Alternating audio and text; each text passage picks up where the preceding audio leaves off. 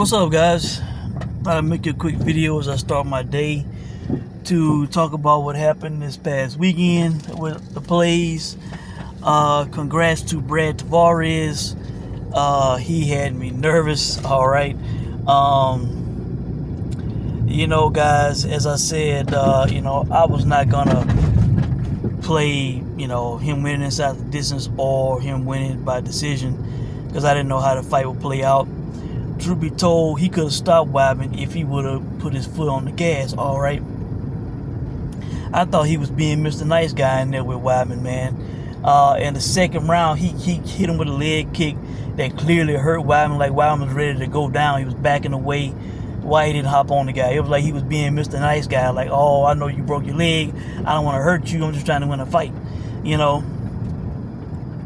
So I was very frustrated with him, and I'm, my girl's there, one of our boys is there, and I'm like, look, you better hop on this guy, because if he can stop you, if he can knock you out, he will. And sure enough, shortly after that, he had Tavares up against the cage, and he was punching him, and I'm like, look at this shit here, Matter of fact, he kicked him in the nuts, and did not pull up, still trying to take Tavares out, all right? Meanwhile, Tavares kicked him in the nuts in the first round and backed off, all right? Was apologizing and shit, But when Weidman did it, he wanted to hop on the guy, all right? Act like he ain't do shit wrong. Not surprising. We know how, the lack of morals Weidman has in the cage, all right? I tried to get a two-hand touch victory, a DQ victory against Usyk, and it backfired, blew up in my face, all right? So, Tavares won unanimous 30-27, with the leg kicks. He had me nervous. I'm like, you know what, if this guy loses by decision, it's going to be his fault, and I ain't going to be mad about it, all right? But, the judges gave him to it. I thought he won all 3 rounds. Weidman needs to retire. His leg looked terrible in there. It didn't even look right, man. Seeing him stand on that leg, it looked bad the whole fight. So, he gonna be easy pickings for whoever he fights, man.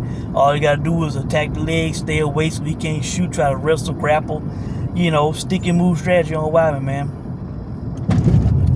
I know he is like it's not gonna sit well with him the way his career ended. He wants to go for another title run, and I'm sure he wants to, secure those paydays, those fight checks for his family, because I'm sure he's probably getting paid $200,000+ every time he fights. With him being a former champion and name in the sport. So, I don't know, man.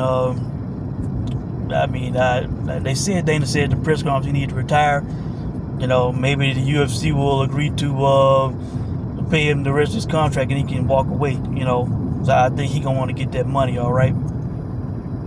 Hell, they should give it to the guy. Hell, he shattered his leg in the octagon for them, all right? But congrats to Tavares, he won on the money line.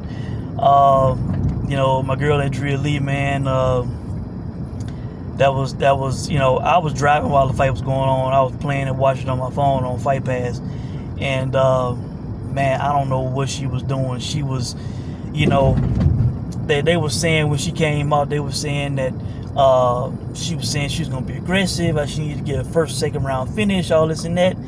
She didn't fight that way, man. She fought to survive. She didn't go for one takedown. At least I didn't see it. The announcer said she didn't go for a takedown. Silva, man, the girl, she's good. Taekwondo practitioner. She's fast. Great technique. Andrea had to make it a dirty, ugly, rough fight. She had to press forward on the girl. She was simply standing at range and getting picked apart the whole fight, man. She got hit with a stiff jab, and then she got buckled in the first round. It was like from that point on, she basically was just standing there to survive. She did not press. After the first round, her corner was in a nice way telling her that she needed to get aggressive. She needed to go forward. Second round, she did not do it. And they told her in a very aggressive manner that, was cussing at her, telling her she needed to go forward, she needed to press on the girl. And she didn't, man. She just stood there and got picked apart the whole fight. It's one of those performances where the UFC or people in her inner circle should ask her if she still wants to fight, if she still wants to do this, man. Because fighting that way, that's not going to keep you with the UFC. That's not going to win your fights, all right? So, I got it at plus 280. Other people played it. It went down some more.